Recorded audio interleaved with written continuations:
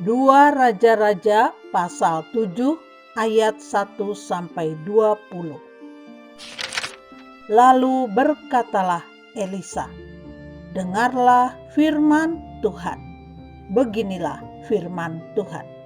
Besok kira-kira waktu ini sesukat tepung yang terbaik akan berharga sesikal, dan 2 sukat jelai akan berharga sesikal di pintu gerbang Samaria."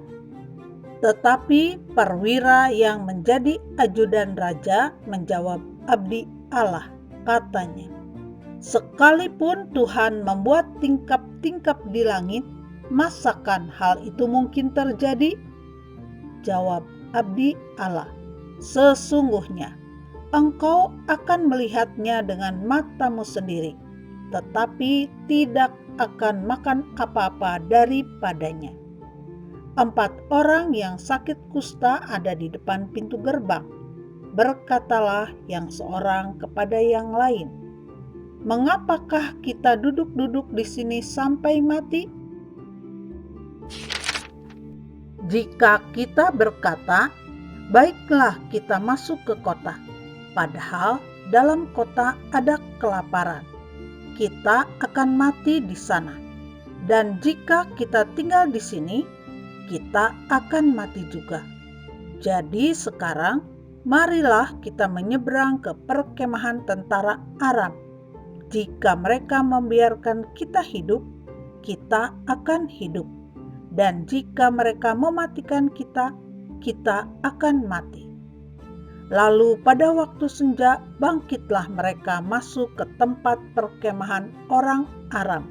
Tetapi ketika mereka sampai ke pinggir tempat perkemahan orang Aram itu, tampaklah tidak ada orang di sana. Sebab Tuhan telah membuat tentara Aram itu mendengar bunyi kereta, bunyi kuda, bunyi tentara yang besar. Sehingga berkatalah yang seorang kepada yang lain, "Sesungguhnya Raja Israel telah mengupah raja-raja orang Het dan raja-raja orang Misraim melawan kita, supaya mereka menyerang kita. Karena itu, bangkitlah mereka melarikan diri pada waktu senja dengan meninggalkan kemah dan kuda dan keledai mereka serta tempat perkemahan itu dengan begitu saja. Mereka melarikan diri menyelamatkan nyawanya."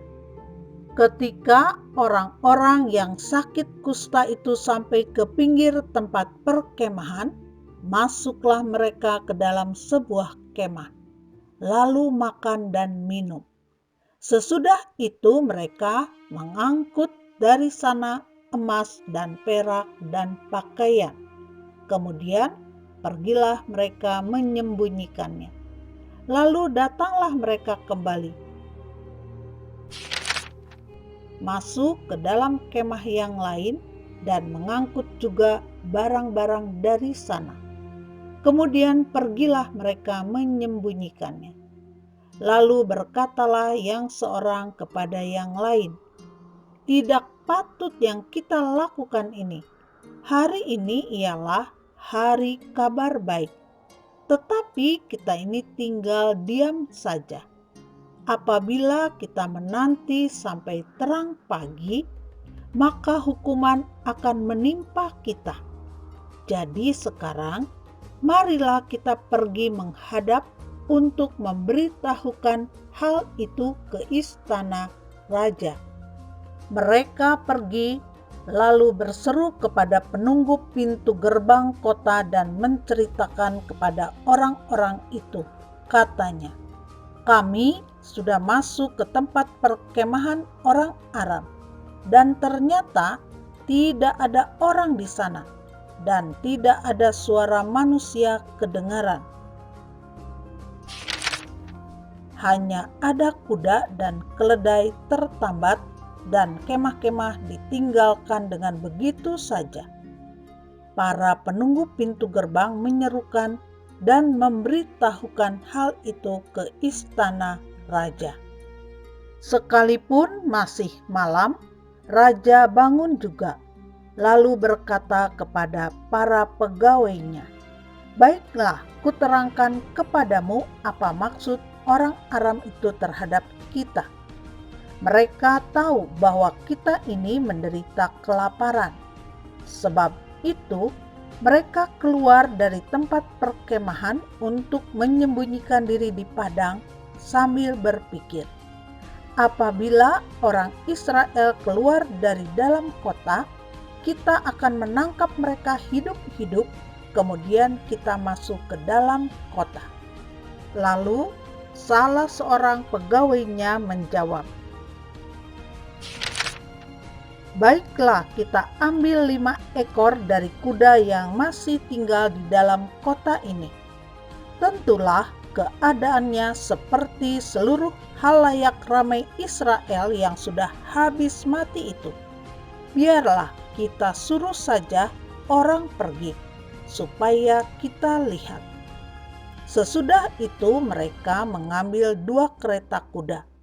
Kemudian raja menyuruh mereka menyusul tentara Aram sambil berkata, "Pergilah melihatnya." Lalu pergilah mereka menyusul orang-orang itu sampai ke sungai Yordan, dan tampaklah seluruh jalan itu penuh dengan pakaian dan perkakas yang dilemparkan oleh orang Aram pada waktu mereka lari terburu-buru. Kemudian pulanglah suruhan-suruhan itu dan menceritakan hal itu kepada raja. Maka keluarlah penduduk kota itu menjarah tempat perkemahan orang Aram. Karena itu, sesukat tepung yang terbaik berharga sesikal, dan 2 sukat jelai berharga sesikal, sesuai dengan firman Tuhan. Adapun raja telah menempatkan perwira yang menjadi ajudannya itu mengawasi pintu gerbang, tetapi rakyat menginjak-injak dia di pintu gerbang, lalu ia mati sesuai dengan perkataan abdi Allah yang mengatakannya pada waktu raja datang mendapatkan dia. Dan terjadi juga seperti yang dikatakan abdi Allah itu kepada raja, 2 sukat jelai akan berharga sesikal, dan sesukat tepung yang terbaik akan berharga sesikal. Besok kira-kira waktu ini di pintu gerbang Samaria.